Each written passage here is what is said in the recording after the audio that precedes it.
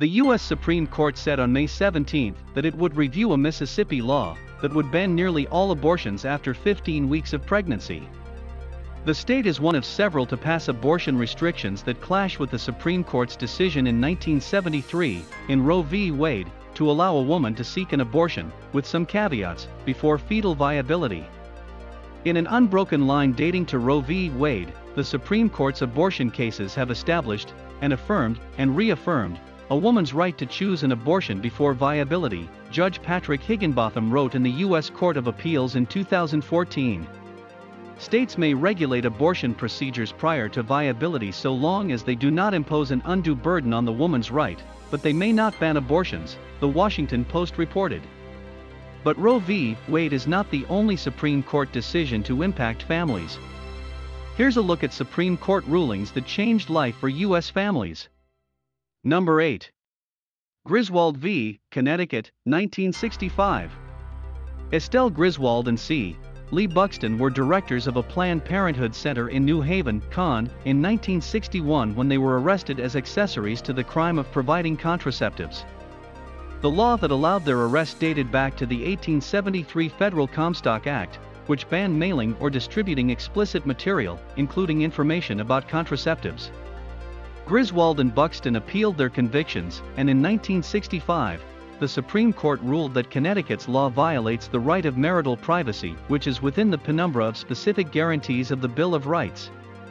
Unmarried women gained access to contraception in every state after another ruling, Eisenstadt v.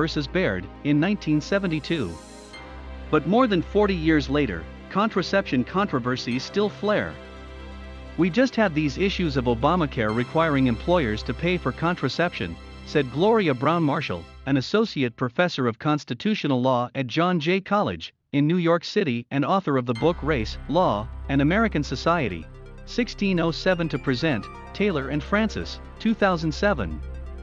The administration was also fighting against making the emergency contraceptive Plan B, which can prevent pregnancy after unprotected sex, available to teens under 17 without a prescription.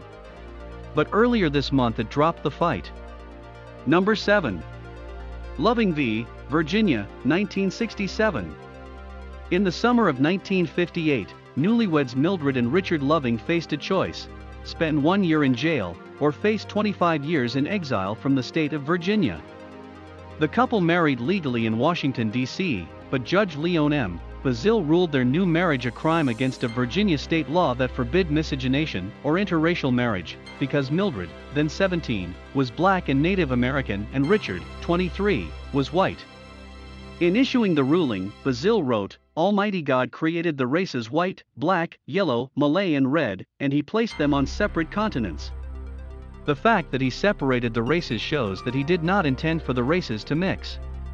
The Lovings chose to live in exile until they and the American Civil Liberties Union challenged the constitutionality of the Virginia law in 1964. After Brown v. Board of Education in 1954, that was a big turning point. A lot of states repealed their anti-miscegenation laws, and there were a few that didn't, Gloria Brown-Marshall said. The Supreme Court ruled in favor of the Lovings, thereby voiding existing anti-miscegenation laws in 16 states. "I don't think there was a big backlash against the decision," said Daniel Feldman, an associate professor at John Jay College. But a lack of backlash didn't mean automatic public support. A Gallup poll in 1968 showed 73% of Americans opposed interracial marriage. Opposition dropped to 42% in 1991 and to 17% by 2007.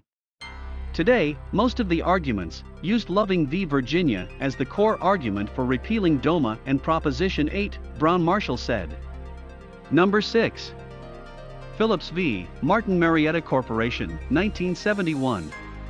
The Civil Rights Act of 1964 prohibited employment discrimination by sex, but plenty of companies at the time loosely interpreted the law.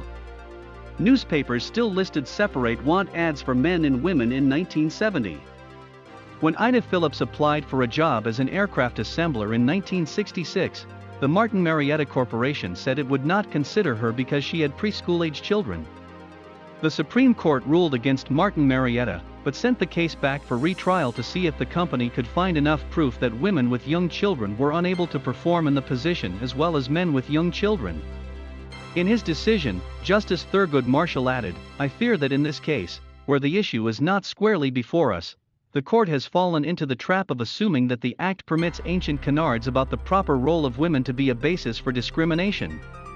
Still, Phillips v. Martin Marietta Corporation laid the foundation for future cases based on sex stereotypes. Number 5. Wisconsin v. Yoder, 1972. Freedom of religion and the importance of education came head-to-head in the 1972 case of Wisconsin v. Yoder. Wisconsin state law required minors to stay in school until age 16. But Aidan Yutzi, Jonas Yoder and Wallace Miller, all members of the Amish community, pulled their children out of school at 14 and 16. Other states with large Amish populations, such as Pennsylvania, compromised with Amish communities by creating part-time vocational schools run by Amish teachers. But Wisconsin prosecuted the families and fined them $5 each. The Supreme Court ruled in favor of the families, who argued the conviction violated their First and 14th Amendment rights. Number 4. Roe v. Wade, 1973. Jane Roe is a pseudonym for the woman who brought a class action suit against Henry Wade, a district attorney in Texas in 1970. Roe was pregnant, unmarried and denied an abortion at the time. In 1973, the Supreme Court found that the right to privacy, as implied by the Bill of Rights, allowed a woman to legally seek an abortion without interference from the state. But the court gave states the right to regulate abortion after the first trimester, and the right to restrict abortions in some cases after viability, often deemed to be 20 to 23 weeks into the pregnancy. 40 years later, states are still passing new abortion laws. The Guttmacher Institute counted 43 new state provisions restricting abortions in 2012. There were more than 90 new provisions in 2011. Legal abortions after Roe v. Wade climbed to a peak in 1980, when 1.6 million were performed, but the number has been on the decline. In 2008, 1.21 million abortions were performed in the U.S. Roe eventually came forward as Norma McCorvey. By the time the 1973 decision was issued, she had given the baby up for adoption. McCorvey worked in an abortion clinic years after the ruling, but then said she regretted her part in Roe v. Wade and became an anti-abortion advocate. She lived with a lesbian partner for decades until converting to Catholicism. Number 3. O'Connor v. Donaldson, 1975. Kenneth Donaldson was committed to a Florida state mental hospital in 1957 at the request of his father, who said he was suffering from delusions. Donaldson was kept there for close to 15 years against his will, despite evidence showing he wasn't violent and was capable of living outside the hospital. The Supreme Court ruled the hospital had violated Donaldson's rights under the 14th Amendment. It found, in short, a state cannot constitutionally confine, without more evidence, a non-dangerous individual who is capable of surviving safely in freedom by himself, or with the help of willing and responsible family members or friends. The decision protected against the nightmarish scenario of a reasonably sane person trapped indefinitely in a mental hospital. But some mental health advocates say some interpretations of the case made it difficult for families to help their loved ones. The National Alliance on Mental Illness Policy on Involuntary Commitment contends, current interpretations of laws that require proof of dangerousness often produce unsatisfactory outcomes because individuals are allowed to deteriorate needlessly before involuntary commitment and/or court-ordered treatment can be instituted. Number 2. Cruzen v. Director of the Missouri Department of Health, 1990. The case of Nancy Cruzen was an early case in right-to-die controversies. Cruzen was 25 when a car crash left her in a persistent vegetative state. Her parents fought to remove the feeding tube keeping her alive, but were denied by Missouri courts. In a 5-4 decision, the Supreme Court ruled in favor of a state's right to demand evidence of an incapacitated person's wishes before removing life support. The court wrote, "It is assumed that a competent person would have a constitutionally protected right to refuse life-saving hydration and nutrition. This does not mean that an incompetent person should possess the same right, since such a person is unable to make an informed and voluntary choice to exercise that hypothetical right or any other right. Despite the ruling, the Cruzens won the right to remove the feeding tube 6 months later. Nancy Cruzen died at age 33, 8 years after the car crash. Number 1. Georgia v. Randolph, 2006. The Fourth Amendment requires police to gain permission from a person before they search a home without a warrant. But in 2005 the Supreme Court faced the situation where one person at the home says yes and another says no. Janet Randolph called police complaining that her estranged husband, Scott Randolph, had taken their son.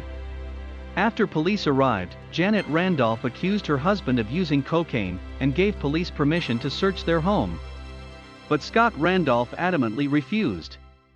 The Supreme Court found in favor of Scott Randolph in 2006, ruling, thus a disputed invitation, without more, gives an officer no better claim to reasonableness in entering than the officer would have absent any consent.